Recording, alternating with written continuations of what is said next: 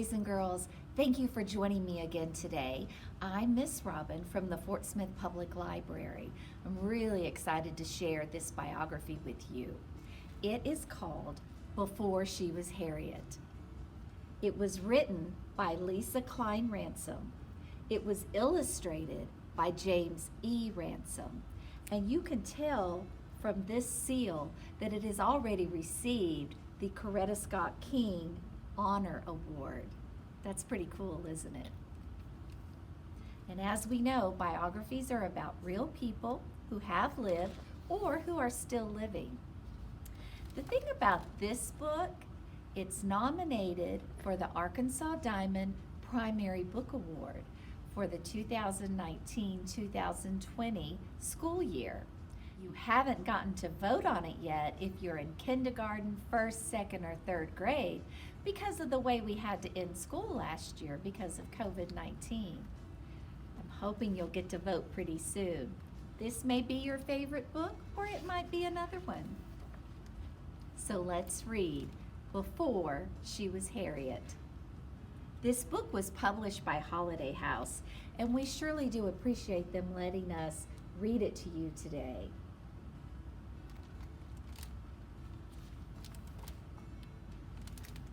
Here she sits, an old woman, tired and worn, her legs stiff, her back achy.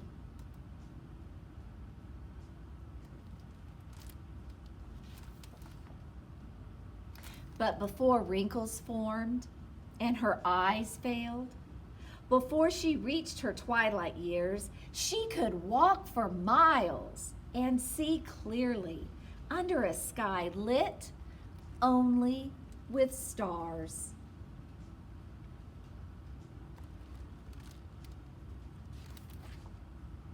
Before she was an old woman, she was a suffragist, a voice for women who had none in marriages, in courts, in voting booths. Before her voice became soft and raspy, it was loud and angry, rising above injustice.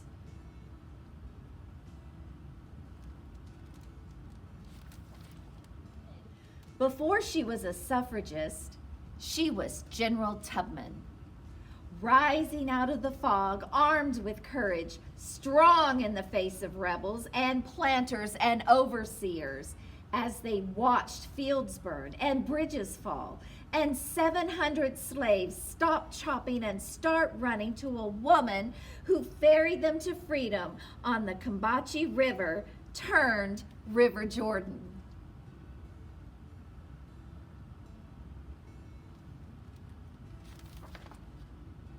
Before she was General Tubman, she was a Union spy, carrying secrets across battlefields to soldiers fighting in the Civil War for President Lincoln to end slavery.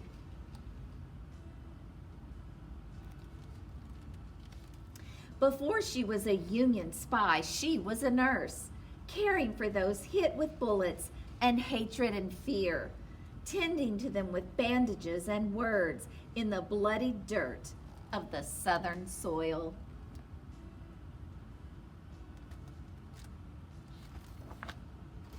Before she was a nurse, she was Aunt Harriet, daughter of Ben and Rit, who helped her parents flee their master and find their way through woods and streams to the safety of Canada and a new home in the North.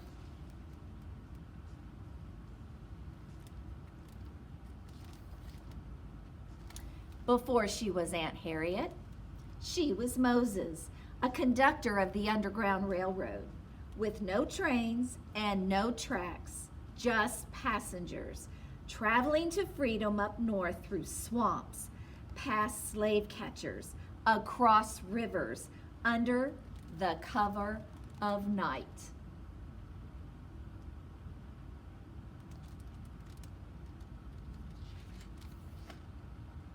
Seeking the promised land for her people, led by dreams and God and faith, a wisp of a woman with the courage of a lion.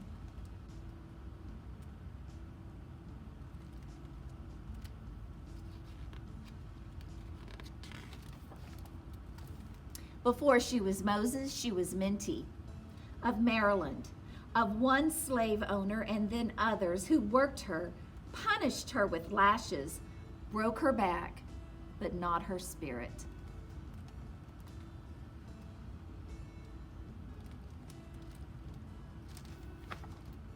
Before she was Minty, she is Araminta, a young girl taught by her father to read the woods and the stars at night, readying for the day.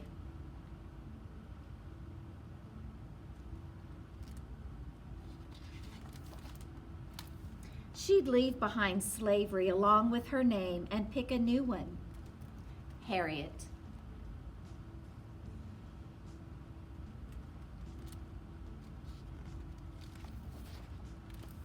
And remember her days as a suffragist, as a general, as a spy, as a nurse, as Aunt Harriet, as Moses, as a conductor.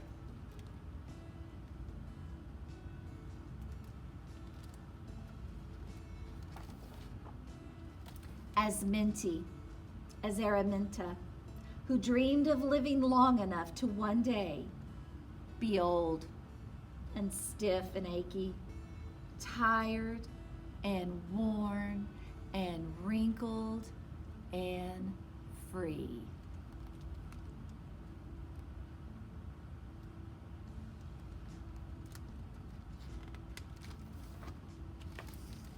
The end.